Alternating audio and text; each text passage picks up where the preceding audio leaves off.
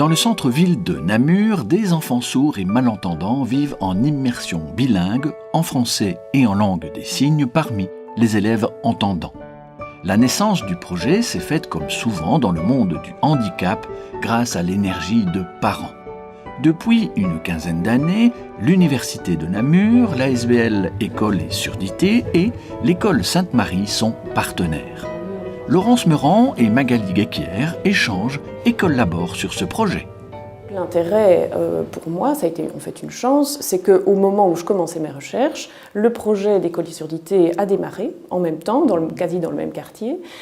Et donc c'était un lieu de vie assez exceptionnel pour cette langue.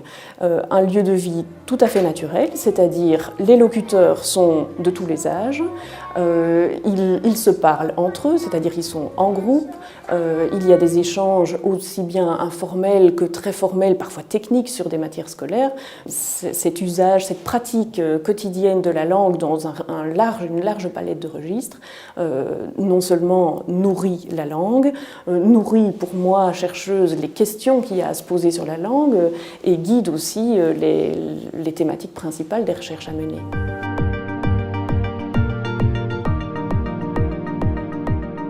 Cette collaboration est née donc à la base d'une demande des enseignants qui se retrouvaient en fait face à des soucis langagiers parce que à la base c'était donc des enseignants entendants bilingues mais qui avaient besoin de pouvoir améliorer leurs connaissances en langue des signes, mais aussi ils étaient face à toute cette complexité de pouvoir enseigner en deux langues en même temps, donc c'est-à-dire en langue des signes, un apprentissage doit être appris en langue des signes et en français.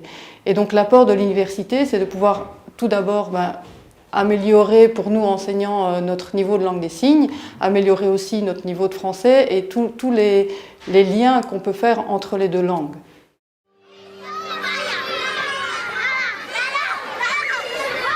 Et par ces petites mains,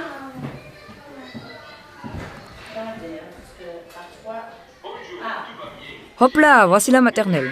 Ça fait un petit moment que je suis passée par là. Alors dans cette classe, il y a un peu de tout. Des petits sourds, des grands entendants, des petits malentendants, des petits entendants, des grands sourds, comme moi, des dormeurs, des implantés, des non-implantés, des attentifs, des non-attentifs. Je vous présente Marie-Christine, c'est l'instit entendante. Et que dire, elle va bien, hein. Et voici Fabienne, c'est aussi l'instit, mais sourde. Eh oui, deux instits dans la même classe. Monsieur le monteur, je te laisse expliquer ? Je m'en charge, Gilles. Les enfants sourds et malentendants partagent leur temps entre des cours avec leurs camarades entendants et des cours entre eux, entre sourds et malentendants. Et cela de la maternelle à la secondaire. Du coup, dans les classes qui regroupent sourds et entendants, on retrouve un professeur entendant et un autre bilingue.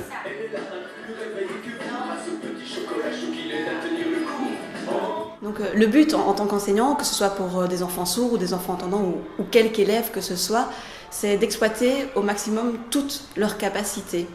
Donc en ça, on essaie vraiment d'être attentive à pousser chacun au maximum de tout ce qu'il peut faire, que ce soit en français oral ou en langue des signes, en mathématiques, en éveil, quelle que soit la compétence. C'est vraiment ça l'objectif, c'est de développer au maximum toutes les capacités de chacun.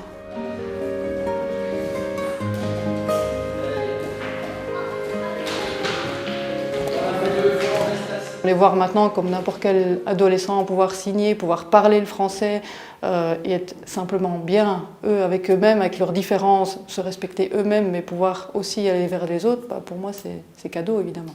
Oui, j'ai la chance en fait d'être à la charnière entre de la recherche fondamentale et de la recherche appliquée, ce qui n'est pas possible dans toutes les matières, mais c'est vrai que c'est vraiment une chance parce que les deux pôles nourrissent vraiment l'humain qu'est le chercheur quand même aussi.